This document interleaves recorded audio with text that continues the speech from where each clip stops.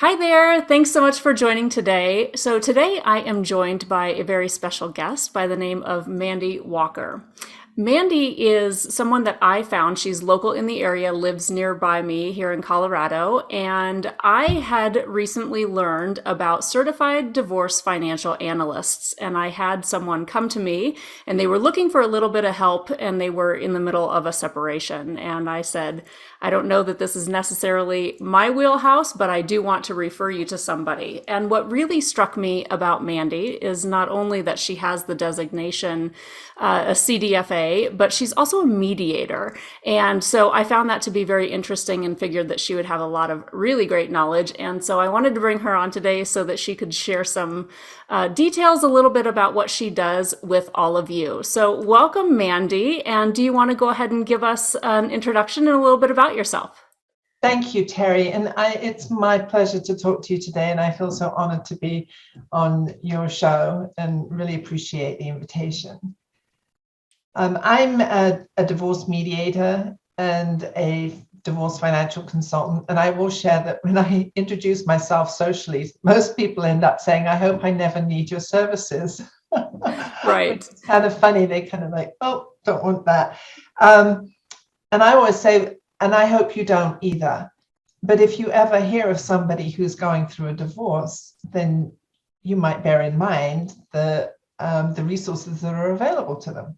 Right. So as a divorce mediator, I'm working with both parties on a mediated divorce. I'm a neutral third party. I bring that financial skill set into those discussions. As a divorce financial consultant, I'm typically working for one party, and we can talk more about that later. But I'm helping them to prepare financially for this major life change.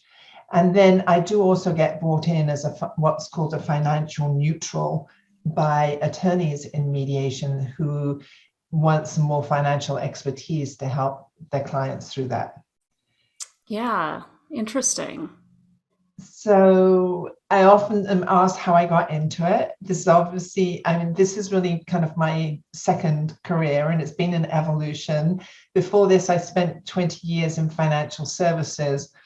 And then the company was bought out. I took severance and I wanted to get as far away from finances as possible, Uh-huh.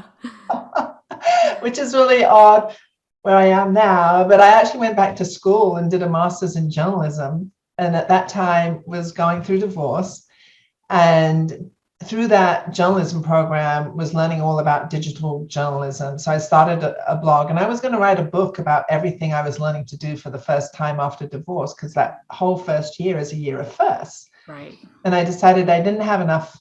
I didn't have enough information about myself. It would take me a long time. And what I was writing, what I was doing probably wasn't that interesting.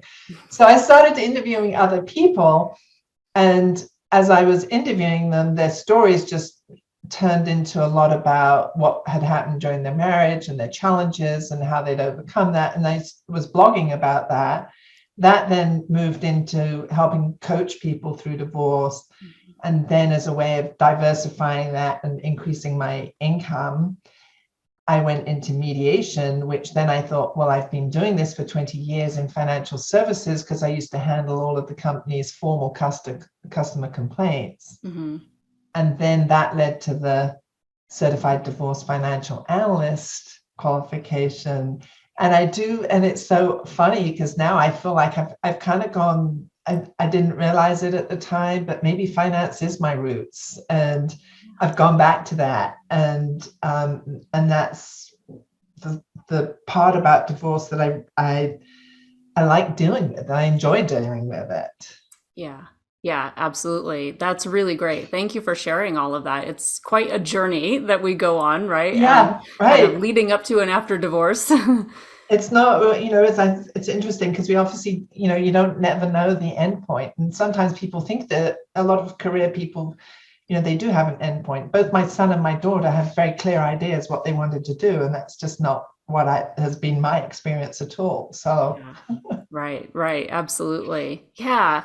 Well, thank you again for all of that. I feel like this is a really important conversation to have. And I think it sometimes feels like maybe a scary conversation to have or even listen in on. I know sometimes even when listening to things like this, it's just kind of like, it might sort of like bring up some feelings about it. But in my business as a financial coach, a lot of times I'm working with couples who really just aren't on the same page with money, with their financial situation. Maybe, one person kind of does the money and the other person doesn't know as much about it. And so a lot of what I try to help couples do is just sort of like open up the lines of communication, help sort of like guide and facilitate some conversations so that they're talking a little bit more openly about their finances with each other.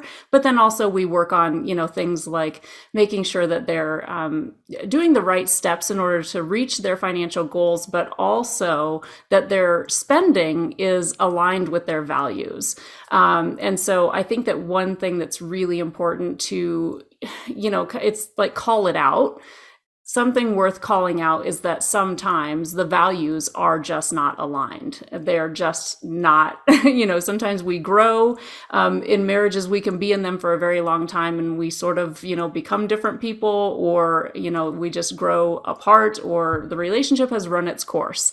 And so, with that being said, that's really why I wanted to bring you on today to sort of help people understand, if you're thinking that maybe your relationship has run its course, then what kind of things can you do in order to proactively, start kind of seeking out a little bit more information. And I know that one thing that you and I had talked about when we met previously was you said, doing the research is okay. This is a major life decision, so it's perfectly okay to research a little bit and do, some looking into different options. So I wonder if you can kind of tell me a little bit more about, what it's like if somebody comes to you and they're not really quite yet ready to take this next step, but they want to sort of talk about it. right. So first, I'm going to just like step back a little bit from that and say that, and I don't know the source of this, but what I've heard quoted is like 80% at the time that marriage ends, the decision is unilateral. It's not a joint decision. Yeah. And I think, and that it's hard for a lot of people to accept that, because I think in an ideal world, a perfect world, they'd have this conversation with their spouse about, boy, things have been really difficult in our relationship, and I really think it's time that we ended it. And they hope that their spouse is going to say, yes, I agree. Let's work together on it. Yeah. That's not the way that it usually goes. It's oftentimes a protracted period of dancing around that question. Yeah. And ultimately, it means that one person has to say, I'm not able to do this any longer. Yeah. And then the other person is playing a little bit of catch up. And then I'd say, certainly with the clients who come to me, because most of them are trying to do it without using attorneys, they have got on board with using a mediated divorce. But it's not that, oh yeah, yes, I agree, let's do it. So that, and I do think, to your point, a lot of times when somebody is making that or evaluating where they are in their marriage, understanding where their finances are and the impact that divorce will have on them is a big part of that decision. I don't know that I will say that once they have that picture that it changes the decision. I don't know, but it helps them to understand, am I going to be able to keep the house? Should I start looking around at other properties? Should I think about renting? All of those options. So they start to, I think having that financial picture helps them visualize a little bit more about what life not being married is going to be like. Right. And sometimes that having that picture, I said it doesn't change the decision, but it can change the timing of the decision. Yeah. So a common one is people who want to wait until their youngest graduates high school. Yeah. And maybe they only have a year left to go. Yeah. So then it's the disruption to the family unit of selling the house and dividing it before high school graduation doesn't seem to make sense. Mm-hmm. Yeah. Another one, and I think we might talk about this more, is stay-at-home parents who realize that staying at home when the marriage is over is not an option. Yeah. So then they will maybe delay the decision to end the marriage, formally end the marriage, Mm-hmm. while they start working on getting their career back and going back to work and getting those skills updated. Yeah. So I think, and I do find that people often express some guilt about having that conversation about their finances and the impact. They feel like they're going behind their spouse's back, which I think I understand that, because marriage is about making joint decisions. And I also think that's what makes this a very hard decision, because it is made by one person. And it's like the other person then feels, wait a minute, don't I get a say in this? Yeah, right. Right. But so thinking about it and doing that research, I always said, this ending of the marriage is one of the biggest life changes that you'll go through. Yeah. So why would you not do the research? Right.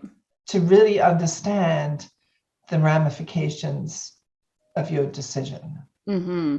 Right. Yeah, indeed. And I want to, there were a couple different things that you mentioned there, and I want to maybe talk about both of them. So I think we'll come back to it, but you did talk about the stay-at-home parent, but you also made mention, about like attorneys versus mediation.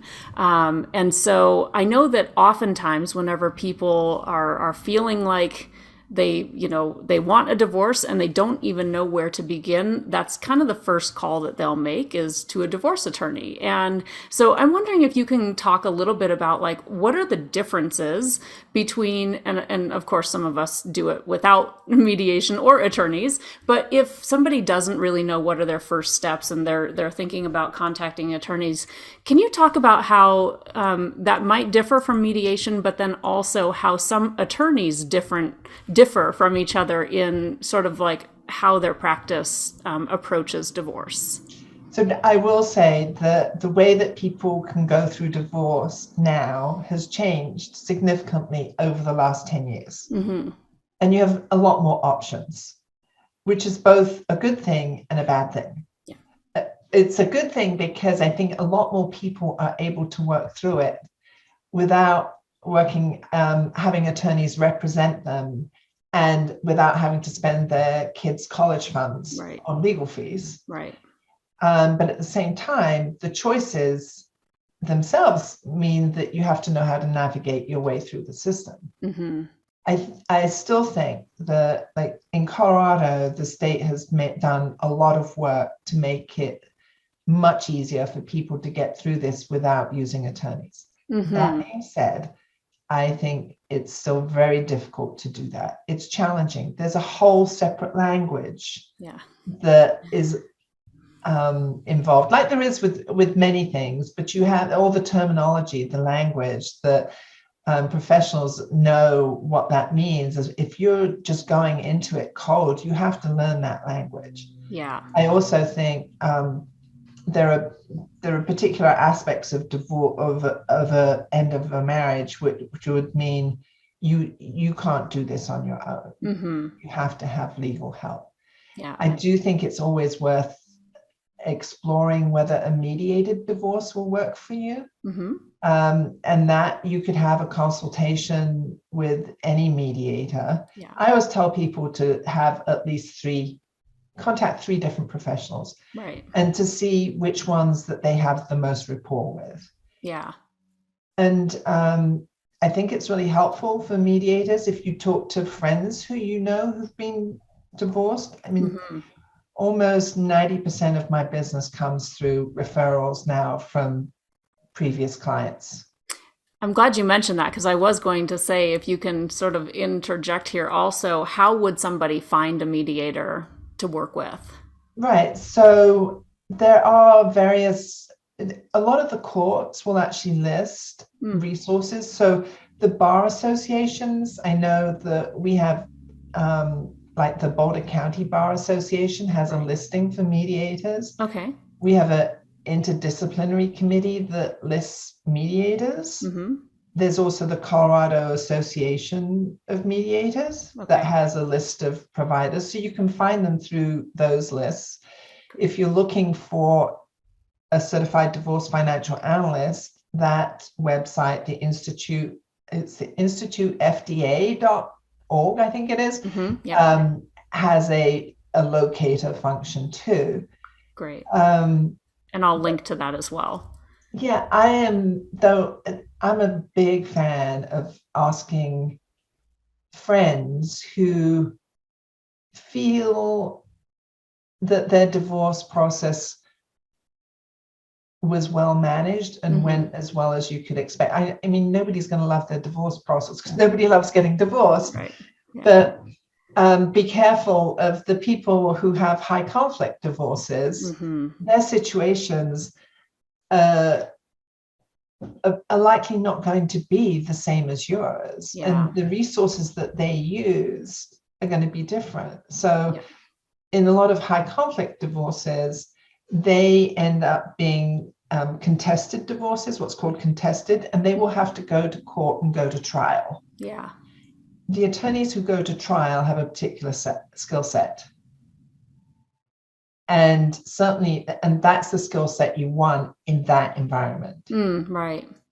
And if you don't think you're going to be in a contested divorce situation, you can work with attorneys who have a skill set that's focused on resolution and a lot more compromise that will help you keep your case out of that high conflict arena.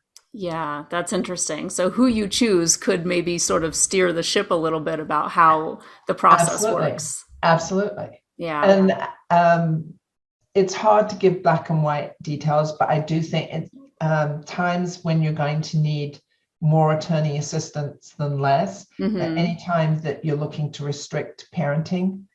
Yeah. Drug and alcohol use concerns. Sure. Domestic violence concerns, and probably more broadly domestic abuse, because that could also involve financial abuse. Right.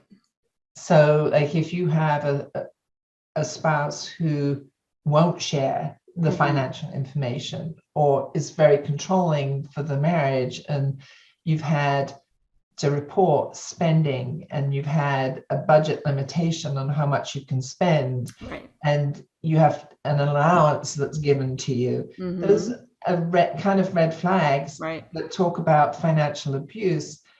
That is not going to be a mediated divorce. Right.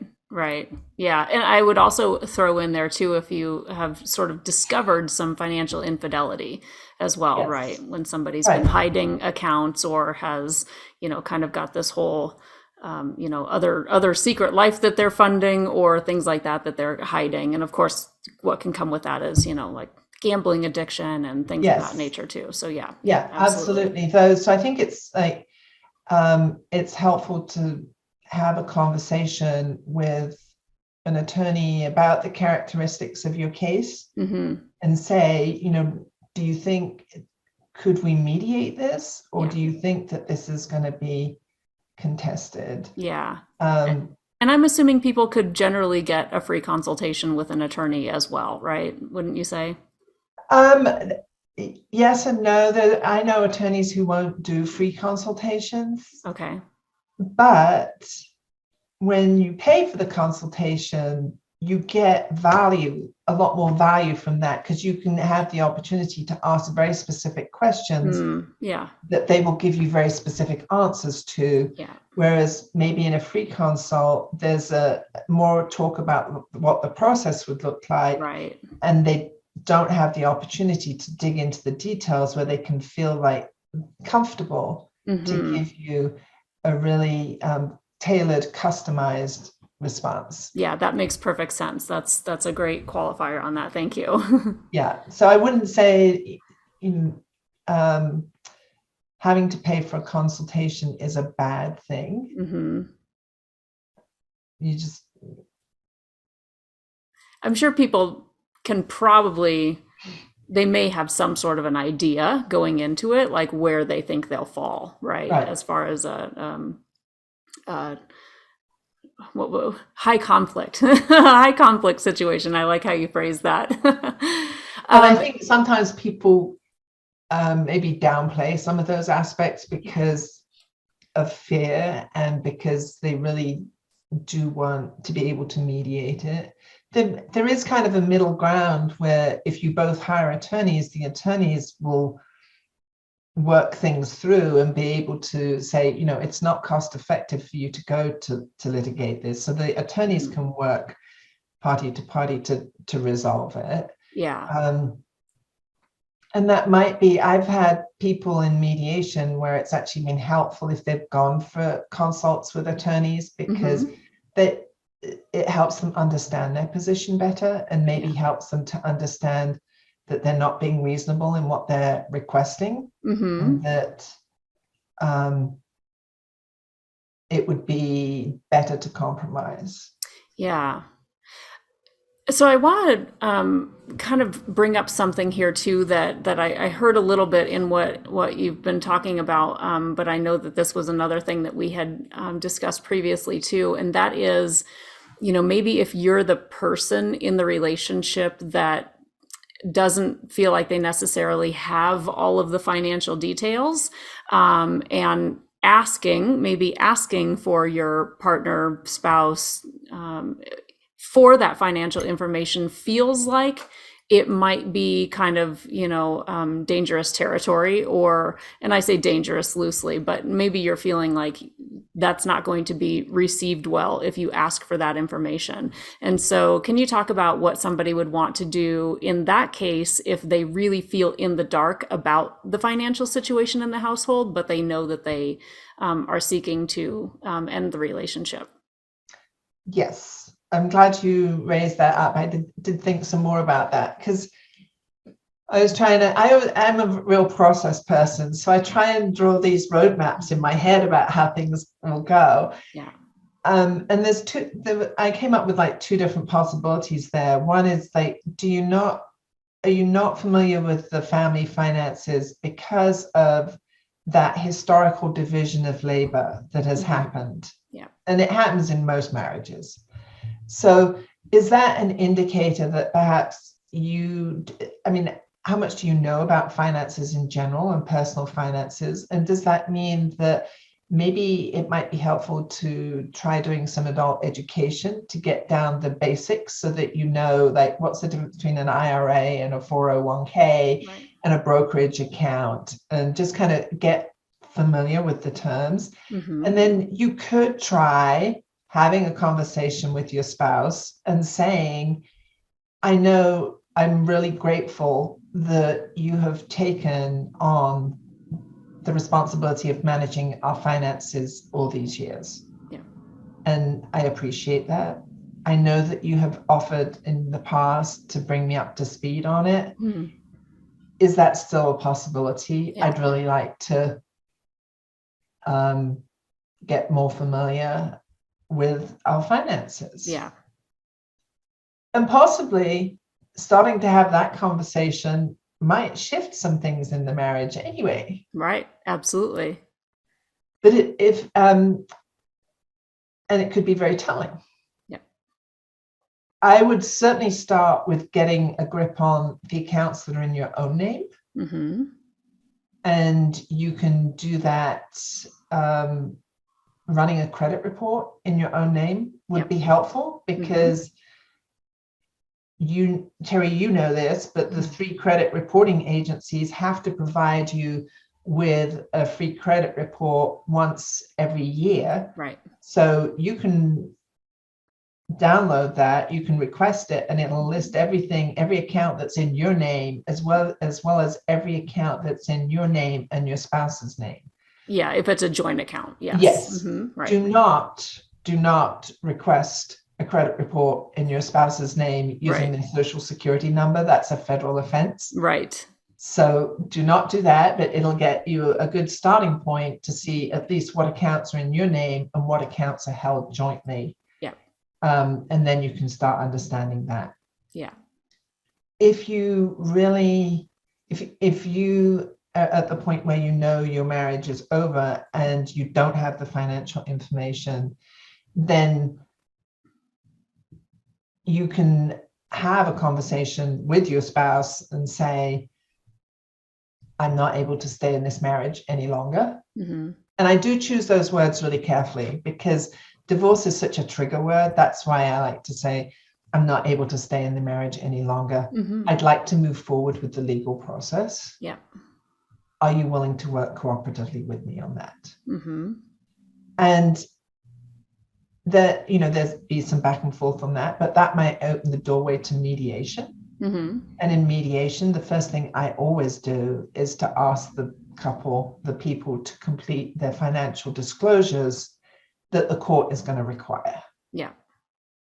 And that then we compile that, and that's shared. So that means then both parties do have that full information. Yeah. I also provide my clients with the list of mandatory disclosures that the court requires. Right. And those are all the third-party backup statements. So if you say your 401k is worth this much, mm-hmm. you need a statement that says this is the value on this date. Right. And if you say that the loan on the car, the outstanding balance is this much, we need a statement that shows that. Right. That's part of that full disclosure. Yeah. If you're in that hostile situation where you don't even think you can have that conversation with your spouse, then you really need to be talking to an attorney and possibly somebody else that can help you make plans, because once you have that conversation, or if you file, I usually tell people like filing and having your spouse served is sets the tone for the rest of the divorce. Right. And there's no going back on that. Right.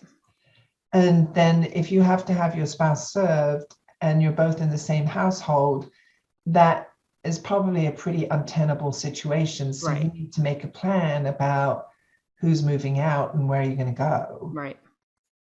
So Yeah. it is a more complex situation. Yeah. Agreed. Yeah. And then if you do go to an attorney, then, I mean, in that sort of financial control, financial abuse arena, you're probably going to be using attorneys to get hold of all of that financial data. Mm-hmm. Yeah. Interesting.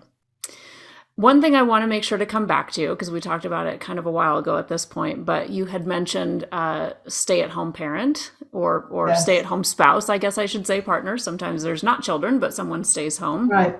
And that was something that, had been previously discussed too, in that can really have an impact on, kind of what the financial situation, how it turns out, right? As far as once you're, starting to document what the finances will look like after the relationship is terminated, how can that come into play if one person has stayed home?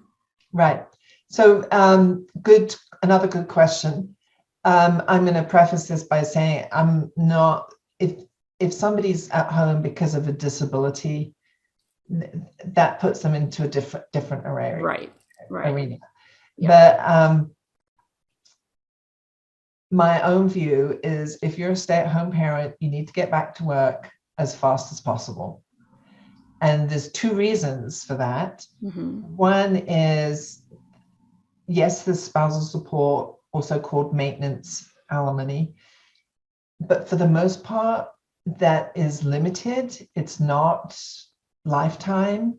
So at the time that you get divorced, you may have spousal support, but it's going to be for X years. Right. And the clock is ticking on that. Right. And so, but the other part about spousal support that goes into that in calculating that oftentimes is your earnings. Mm-hmm. And if you don't have current earnings, they're going to look at what your previous track record was for earnings. Okay. And that can involve a vocational evaluation, but it means ultimately there will be some income imputed to you. So it's money that you're capable of earning, even if you're not currently earning it. Interesting. So I think if you can go back to work, then you have a job where I think you have less exposure for imputed income because you've got this proven record, especially if you can prove, hey, I applied for 50 jobs over 2 months. I got 3 interviews. This was the job that I was able to get. Right. So it shows where you are in the marketplace. I think it helps to take some of the doubt away, and it brings some clarity to your earnings potential.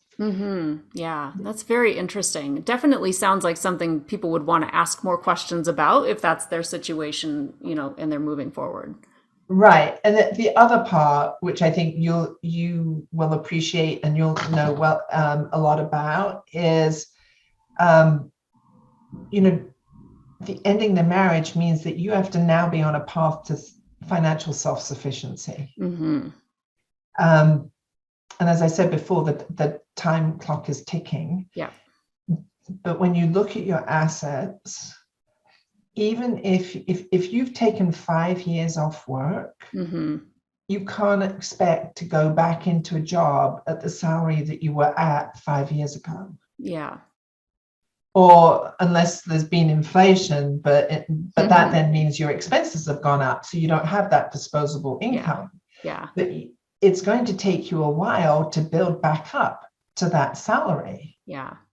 And during that period, it means that you're contributing less to your retirement plans. So even if you divide your retirement plans in the divorce, and let's say they're split in 50-50, your spouse's retirement plan is still going to grow way faster than yours. Yeah, they're working and contributing to it. Yep, absolutely. Yeah. And it's going to have a big impact on your retirement. Right. Yeah, indeed. And I think there's definitely a lot of value in looking at, if you call it, whatever your budget term is, as far as looking at your cash flow plans or your spending and how that will change moving forward. Very valuable to take a really good hard look at what all of those numbers will be like, and then thinking about what kind of changes either are going to be made or need to be made, living situations or income situations. Yeah, there's definitely a lot at play there. Yeah. Well, this has been a great that spousal support question going back to work is a very emotional issue. Oh yeah.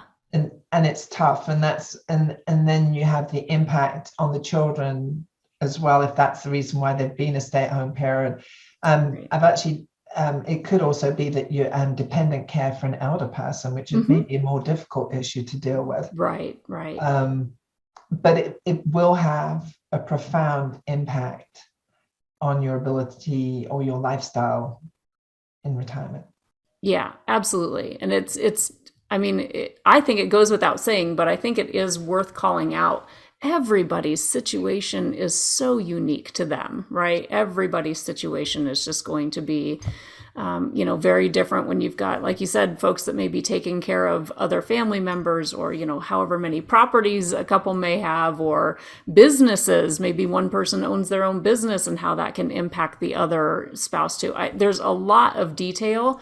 And so I do think it's worthwhile to also, I would say, gather up some questions, right? And gather up the questions that you have too, before going in, to also kind of maximize that time and really figure out what's the best way to proceed moving forward. So yeah, well, I was going to say, this has been a really great conversation. I think we've covered a lot of topics, but is there anything else that you can think of that we haven't covered that would be valuable to speak on?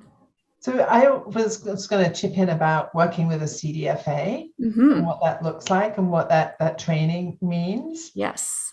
Because I think at a very basic level, that training educates us on, how you handling withdrawals or transfers from an IRA so they're not taxable, and the options for buying out house equity or continuing ownership. And so that's kind of more about the mechanics of that. And I think two people often facing divorce are completely overwhelmed. And I do often get asked about, well, does that mean if I have to divide the IRA, do I have to pay tax on that? Yeah. So it's helpful to walk through those. Right. At a bigger level, I would just say, and this is maybe a good way of closing this, is every single decision you make in divorce has a pro and a con to it. Yeah.